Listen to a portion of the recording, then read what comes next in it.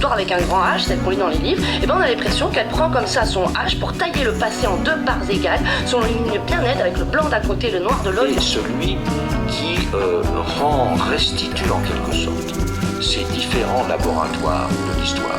C'est-à-dire qu'il y a 36 définitions de l'histoire pour les 36 historiens, plus de 36 historiens.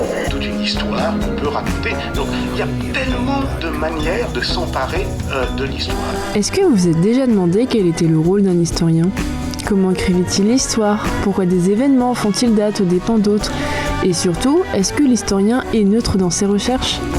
Toutes ces questions, c'est ce qu'on appelle l'historiographie, l'histoire de l'histoire. Je m'appelle Yasmine, je suis étudiante en histoire et je me suis dit, et si j'en faisais pas un podcast, histoire d'en parler ? Bonjour ou bonsoir chers auditeurs, chères auditrices. J'ai le plaisir et je suis émue de vous retrouver pour le premier épisode de mon podcast, Histoire d'en parler. Comme sujet de premier épisode, je voulais un sujet d'actualité. Je voulais montrer que l'histoire, ce n'est pas uniquement des événements passés, mais qui permettent de comprendre notre présent, voire notre futur. Et quoi de mieux que de parler d'une problématique majeure dans nos sociétés ces dernières décennies et qui le sera d'autant plus ces prochaines, la question climatique. Je pense que je l'apprends à personne, mais nous faisons face à un changement climatique qu'on appelle réchauffement climatique. Alors, petite précision avant de continuer, le réchauffement climatique peut être un processus naturel sur Terre. En effet, la Terre, de manière cyclique, se réchauffe et se refroidit. Cependant, le réchauffement climatique auquel nous faisons face depuis maintenant 2 siècles est de nature humaine depuis la révolution industrielle, avec notamment l'émission de gaz à effet de serre de notre atmosphère. Alors en tout cas, cette problématique est majeure pour nos sociétés qui militent pour un meilleur avenir écologique. On peut notamment citer les jeunes générations qui, en 2018, à l'image de Greta Thunberg, ont milité dans la rue pour faire agir les États, ou bien les États membres de la COP21 qui, lors des accords de Paris de 2015, se sont accordés à baisser leur émission de gaz à effet de serre, ainsi que de limiter à 2 degrés Celsius la hausse des températures d'ici 2100. Dans le monde scientifique, les recherches se multiplient également pour comprendre notre environnement, et c'est ce qui, moi, m'intéresse aujourd'hui à travers la recherche historique, par la discipline qu'on appelle l'histoire environnementale.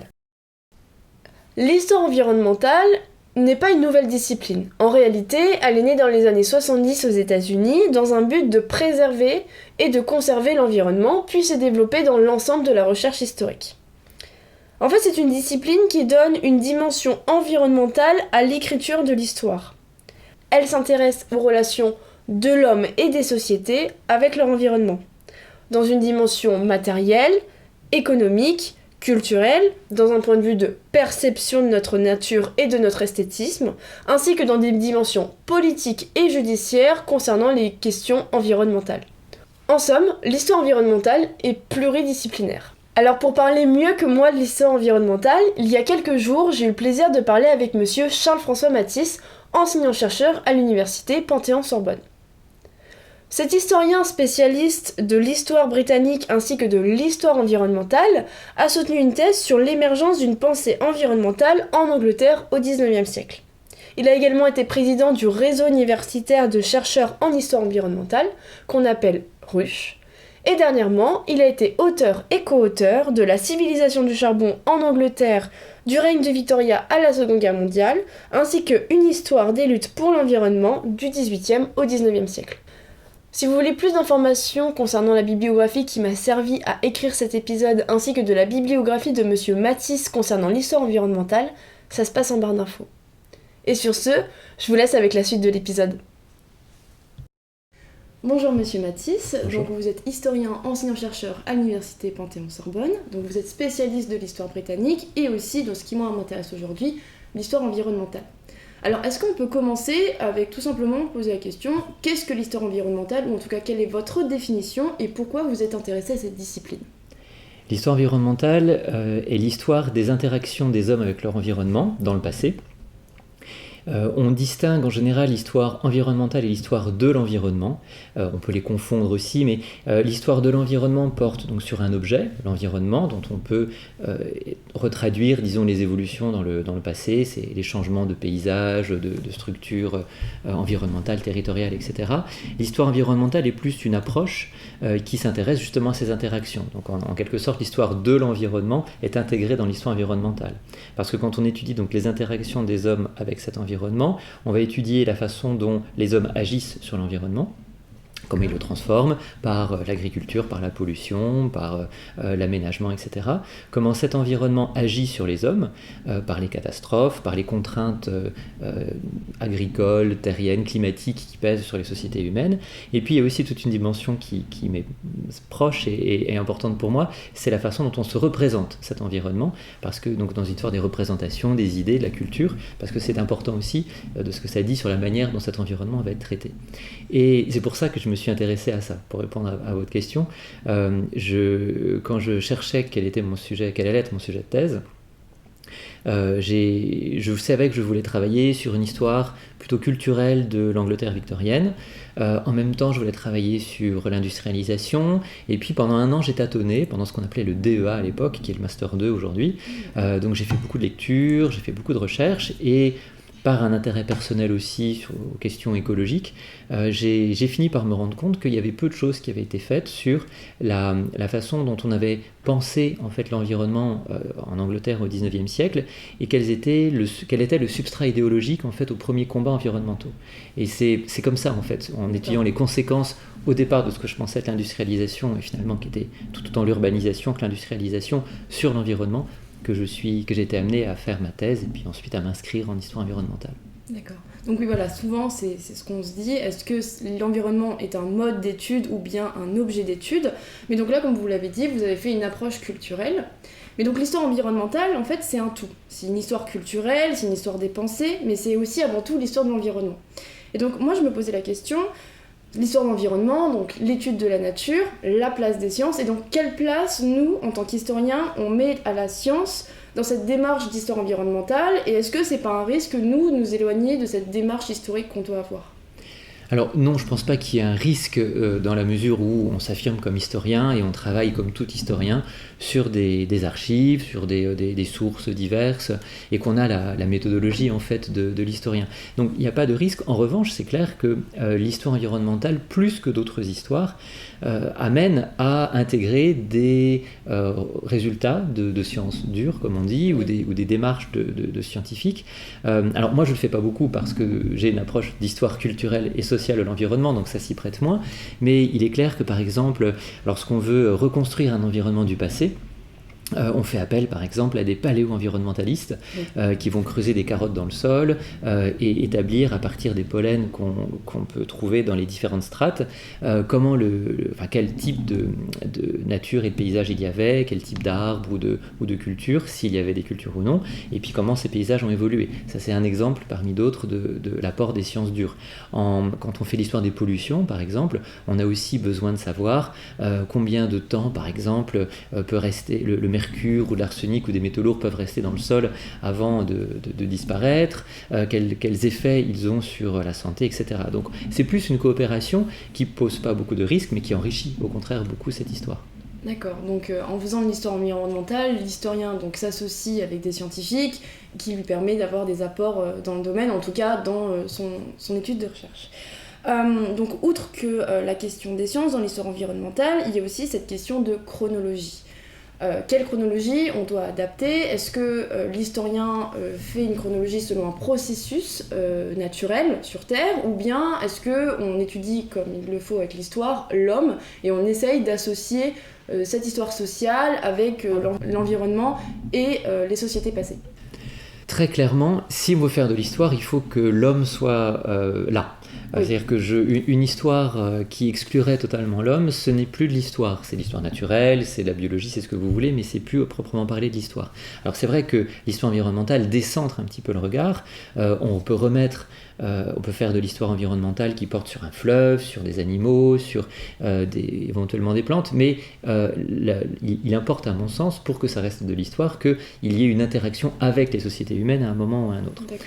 Alors, en termes de chronologie, donc l'histoire environnementale peut porter sur n'importe quelle période, bien sûr, du moment qu'il y a eu, encore une fois, des sociétés humaines.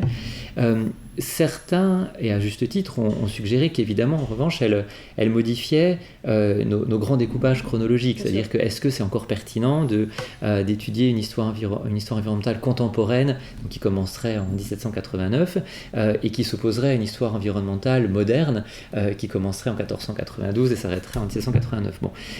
Alors, c'est vrai qu'il faut questionner, bien sûr, ces découpages, parce que des découpages politiques n'ont pas forcément autant de pertinence en matière d'histoire environnementale, parce que les phénomènes peuvent évidemment chevaucher ces césures.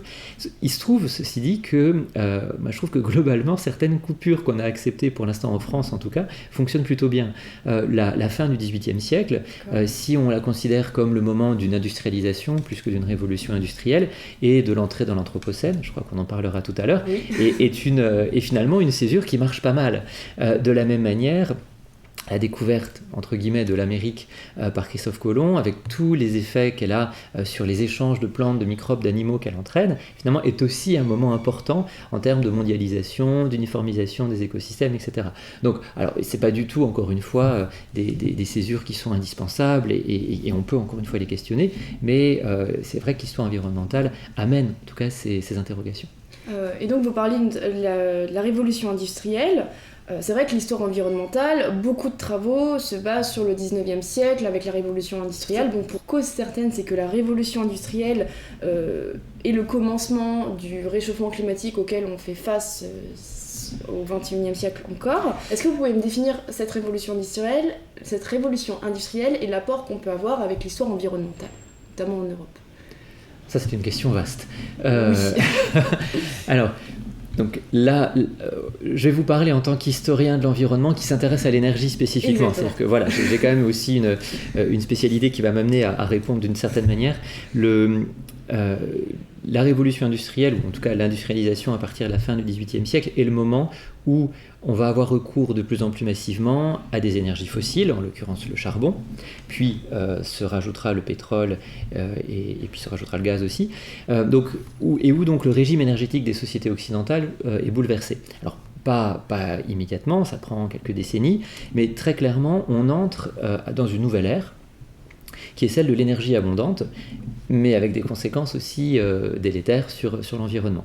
Alors, il faut quand même garder en tête que cette abondance a eu des effets positifs. On insiste que sur les effets négatifs, et à juste titre, vu la situation catastrophique de l'environnement aujourd'hui, mais au départ, quand même, cette société d'abondance a permis une abondance matérielle, a permis des progrès scientifiques, techniques, etc., qu'il ne faut pas négliger.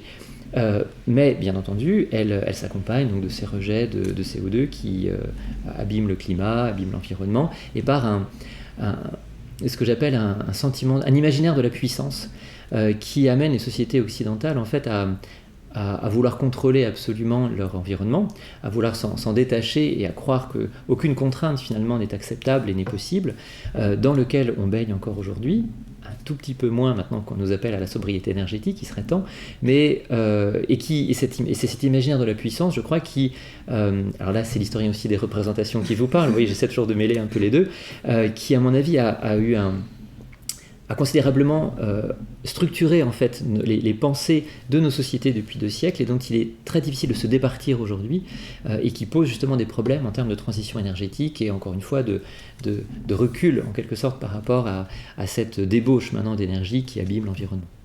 D'accord. En tout cas, vous parlez de l'énergie fossile. Un ouvrage qui a fait parler de lui quand il est sorti en 2007, c'est Le chaud du feu d'Alain Gras.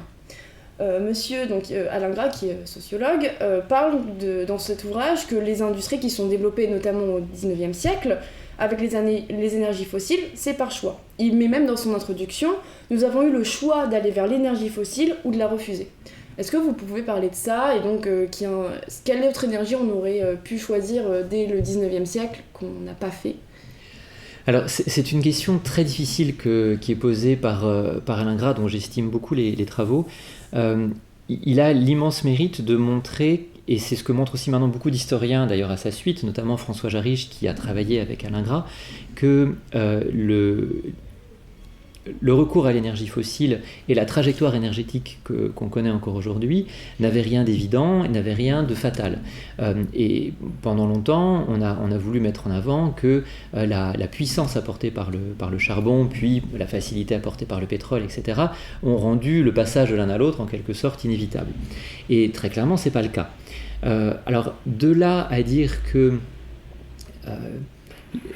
l'histoire aurait pu être complètement différente et que c'est un choix conscient qui a été fait, c'est un pas que je ne franchirais pas forcément. Ce choix du feu, c'est un très beau titre d'ailleurs que j'aime beaucoup, a été fait donc par des industriels, motivé pas toujours d'ailleurs par des raisons proprement de rationalité économique, mais comme l'a montré un historien dont évidemment, oui, Thomas, excusez-moi, son nom m'échappe sur le moment, mais Andreas Malm, voilà. La raison pour laquelle certains industriels ont choisi le charbon était plus une volonté de concentrer en fait les ouvriers dans des bassins de population où du coup il était possible de trouver facilement des ouvriers si certains partaient, et donc de ne pas dépendre en quelque sorte des ouvriers contrairement aux situations où on était au bord des cours d'eau pour animer les machines en utilisant l'énergie hydraulique, et où là il y avait peu de bassins d'emploi et où donc les ouvriers, s'ils quittaient, vous mettaient dans des difficultés quand vous étiez entrepreneur. Donc l'idée de Malm, c'est de dire qu'il n'y a pas de rationalité proprement énergétique et économique de la part des entrepreneurs qui ont choisi le charbon, mais plutôt une volonté capitaliste de contrôler la main-d'œuvre, pour aller très rapidement. Ce choix du feu a été le fait de quelques industriels et ensuite a fait tache d'huile en quelque sorte, parce que même si installer une machine à vapeur coûtait cher, même si ça avait des défauts, encore une fois il y avait une facilité et une puissance que d'autres énergies ne pouvaient pas tout à fait offrir. Bon. Donc les énergies alternatives, c'était l'énergie hydraulique, qui était abondante en France, un petit peu moins quand même en Angleterre, même s'il y avait bien sûr beaucoup de moulins, etc. Mais on était un petit peu à certains endroits au taquet, disons, de ce qu'on pouvait demander au cours d'eau. Il y avait bien sûr l'énergie éolienne et puis l'énergie animale, dont François Jarry justement a montré l'importance en fait dans les premiers temps de l'industrialisation. Donc probablement que d'autres énergies étaient possibles ou qu'un recours moindre, disons, au charbon était envisageable. Mais il faut reconnaître quand même qu'il offrait, encore une fois, une puissance immédiate que d'autres énergies ne pouvaient que difficilement proposer. D'accord. C'est une réponse un peu normande que je vous fais là, un peu oui-non, mais en fait, il y a des vrais débats là-dedans, et ce que je voudrais dire, c'est qu'il ne faut pas non plus imaginer que quelques individus malfaisants ont voulu entraîner les sociétés européennes dans un monde énergétique fossile, en faisant fi de toutes les conséquences négatives. C'est évidemment c'est plutôt une somme de décisions qui ont amené à ça, on voyait bien la pollution, mais évidemment on ne mesurait quand même pas au milieu du 19e siècle l'impact climatique que ça allait avoir. Il y a quelques travaux qui disaient que peut-être ça pouvait poser problème, mais c'est quand même beaucoup plus tardif la prise de conscience d'un dérèglement climatique possible et négatif de la part de cette émission de CO2. Merci. Alors là, sujet phare de l'histoire environnementale et aussi du monde scientifique, c'est l'Anthropocène. L'Anthropocène, c'est au cœur d'un désaccord dans le monde scientifique, mais nous, on est scientifiques en tant qu'historiens, mais on étudie l'homme. Donc, est-ce que l'Anthropocène est-elle dans la lignée des recherches de l'histoire environnementale, et est-ce qu'elle peut nous servir dans nos recherches ? Alors il faut d'abord peut-être définir l'Anthropocène.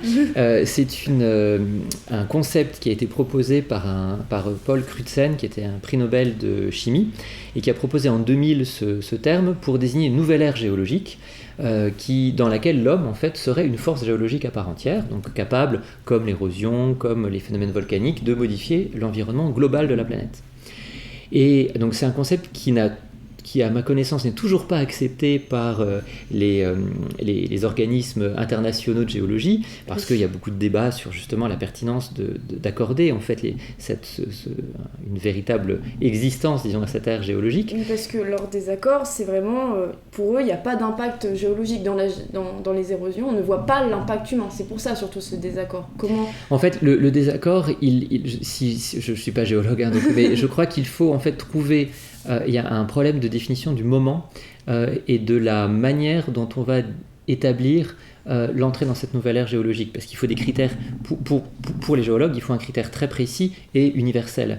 Or, est-ce qu'on choisit justement le taux de CO2, mais est-ce qu'il est, à quel moment on estime que la bascule se fait, et où est-ce que les changements sont pareils partout sur la planète. Enfin, je crois qu'il y a des débats vraiment sur le critère et le moment, qui expliquent que ça coince un peu du côté des géologues.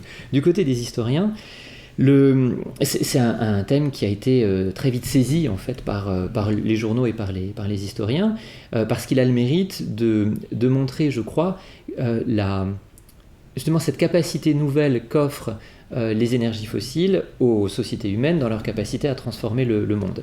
Alors, en tout cas de mon point de vue, et c'est pour ça que s'il y avait un moment pour faire débuter l'Anthropocène, je le ferais débuter à la fin du XVIIIe siècle. Non, mais c'est peut-être mon tropisme 19e et contemporanéiste. Ça, c'est ce qu'on appelle l'Anthropocène classique, parce qu'il y a aussi un Anthropocène précoce, où là on parle de l'âge où l'homme a déjà maîtrisé le feu, où ça serait déjà le début de l'Anthropocène. Voilà, exactement. D'autres le font plutôt démarrer après la Seconde Guerre mondiale, lorsque on voit ce qu'on appelle la grande accélération. Donc c'est vraiment une accélération dans la consommation et la production de beaucoup de substances qui perturbent l'environnement. Bon, il y a beaucoup de manières en fait de le situer.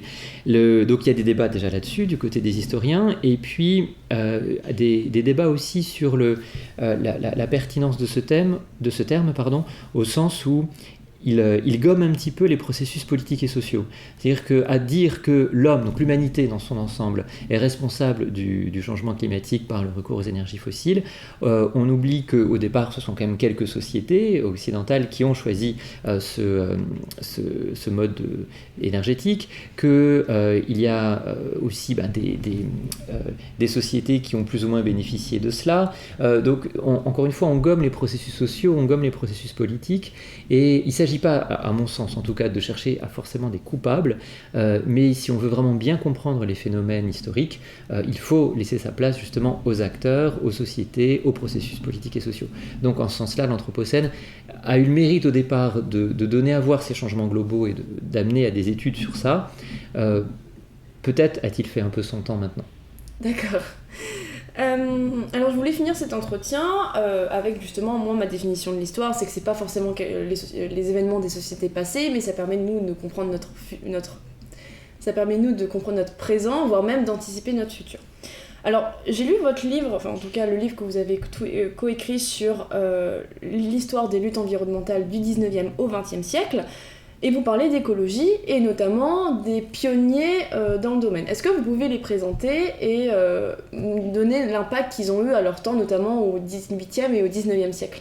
Oui, parce que l'ouvrage en fait commence dès le 18e. On a beaucoup réfléchi d'ailleurs à cette chronologie, et toujours la même chose, on estime que à partir de la deuxième moitié du 18e siècle, il y a un nouveau rapport en fait qui s'établit entre les sociétés occidentales et leur environnement. Et alors l'idée dans notre travail, c'était de montrer que très tôt on s'est interrogé quand même sur ce rapport justement à l'environnement dans les sociétés occidentales, et montrer les inquiétudes et les combats aussi qui ont pu avoir très tôt en fait en matière environnementale. Alors il ne s'agit pas encore une fois de gommer toute évolution et de nier qu'il y a une spécificité aux années 1970 avec l'émergence de mouvements politiques qui mettent l'environnement et sa défense au cœur de leurs préoccupations, mais montrer qu'il y a des préoccupations scientifiques ou morales d'ailleurs qui émergent dès la fin du XVIIIe siècle ou au XIXe siècle. Alors pour le 18e, les deux, fin 18e, début 19e, je pense que les deux personnes auxquelles vous faites référence sont d'un côté Gilbert White, qui était un pasteur, si je ne me trompe, qui a passé sa vie dans une petite localité à la campagne et qui a écrit en fait un ouvrage qui retrace en fait son environnement quotidien avec des observations naturalistes très, très précises et qui, à cette occasion, témoigne justement d'une attention à l'environnement naturel, peut-être pas encore vraiment pleinement d'une volonté de le protéger, mais qui s'intéresse aussi aux relations entre les différentes espèces et leur milieu, ce qui peut en faire un précurseur de l'écologie au sens scientifique, évidemment pas de l'écologisme politique. Donc c'est en ça qui nous a intéressés, c'est que voilà, déjà on avait cette idée d'interaction en fait entre les différentes espèces qui peut amener ensuite à penser bien sûr la globalité des écosystèmes, même si le mot bien sûr n'apparaît qu'un siècle plus tard. Le deuxième c'est Alexander von Humboldt, un savant allemand, l'un des très très grands savants allemands de la toute fin du XVIIIe, début du XIXe, qui a fait un voyage avec Bonpland, un Français, en Amérique latine, à la toute fin du XVIIIe, début du XIXe, un voyage qui les a amenés, là encore, à faire des découvertes géologiques, naturalistes, zoologiques, etc., et qui ont amené Humboldt à réfléchir à la localisation en fait des plantes en fonction des altitudes et des milieux dans lesquels elles poussent. Et ce qui était encore une fois une nouveauté, parce que là encore il pensait les interactions entre un milieu, un climat, une altitude et un type de végétation. Et en ce sens-là, là encore, il ouvre la voie, disons, à toute une série de réflexions sur les interactions entre espèces et milieux. Donc, en ce sens-là, voilà, ils ouvrent la voie à la naissance de l'écologie, qui se structure comme science plutôt à la fin du XIXe siècle. Et si je réponds aussi à votre question sur la façon dont l'histoire peut agir sur le présent, là encore, ça n'a rien d'évident. C'est-à-dire que je défends une histoire qui puisse être inutile, parce qu'il me semble qu'on n'a pas à n'étudier que des choses qui peuvent être utiles pour le présent, de la même manière qu'il faut des recherches en sciences fondamentales dont on ne voit pas l'utilité immédiate, et c'est une utilité qui peut se révéler des décennies après. En revanche, il me semble évident malgré tout que certaines histoires peuvent éclairer le présent, et quand elles le peuvent, doivent en fait être utilisées pour cela. Et c'est très clairement le cas de l'histoire environnementale. Et ne nous leurrons pas, si l'histoire environnementale est née dans les années 1970, c'est parce que c'est le moment où émergent justement des préoccupations écologistes, et que certains historiens, les premiers historiens de l'environnement d'ailleurs, étaient des militants qui voulaient utiliser cette histoire pour défendre un certain nombre de positions. Donc, l'histoire environnementale naît en fait avec une volonté d'être utile pour le présent, et elle éclaire bien des choses. Par exemple, si je prends les travaux que j'ai faits en histoire de l'énergie, c'est montrer qu'une transition prend du temps, qu'il faut en matière énergétique prendre en compte les consommateurs, ce qui explique d'ailleurs du coup qu'il y a une multitude d'acteurs et qui fait qu'il est compliqué de changer les choses, que les imaginaires, là encore la culture, ont un rôle important, j'insiste sur ce point-là mais j'y tiens. D'autres historiens ont voulu critiquer la notion de transition, bon ça je suis pas tout à fait d'accord, mais c'est intéressant quand même de réfléchir à ce qu'on peut mettre derrière. En matière d'autres historiens encore comme Christophe Bonneuil par exemple ont souligné les actions de sociétés pétrolières qui ont été au courant dès les années 1970-80 des effets du réchauffement climatique, enfin plutôt de l'émission de gaz à effet de serre sur le réchauffement climatique, et pour certaines ont financé le doute en quelque sorte pour ralentir la mise en place de politiques de prévention. Donc il y a énormément de choses en fait qui peuvent apporter notre réflexion sur le présent, et dont on espère évidemment toujours que les politiques les prendront en considération. Eh bien merci. Merci d'avoir été là pour le premier épisode du podcast en tout cas. J'espère que les auditeurs et auditrices en auront appris beaucoup sur l'histoire environnementale. Je le rappelle, je mettrai votre bibliographie en barre d'infos ou sur le site internet pour en apprendre un peu plus sur cette histoire environnementale qui se développe notamment en France depuis quelques années. Merci Monsieur Matisse. Je vous remercie. Et voilà, c'est ce qui conclut le premier épisode sur l'histoire environnementale. J'espère que cet épisode vous aura plu, que vous en aurez appris des choses et surtout qu'il aura titillé votre esprit. Si vous avez la moindre question concernant l'histoire environnementale, n'hésitez pas à laisser un commentaire, que ce soit sur YouTube ou Instagram. Et moi je vous dis à très bientôt pour un nouvel épisode d'Histoire d'en parler.